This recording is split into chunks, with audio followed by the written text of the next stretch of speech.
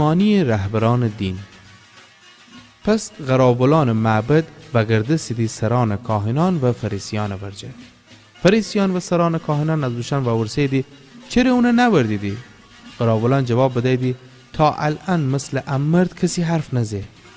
پس فریسیان بگفتیدی مگر شما هم فریب بخوردیدی؟ آیا از حاکمان یا فریسیان کسی عیسی که اون ایمان باوردی بی؟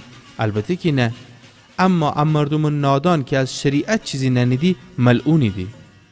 نیقودیموس که پیشتر عیسی ورجا بوشو بو و ایت از فریسیان بو گفته آیا امی شریعت کسی محکوم کنه بدون اینکه اول اون حرف بشنوه و بدنه که چی بکته؟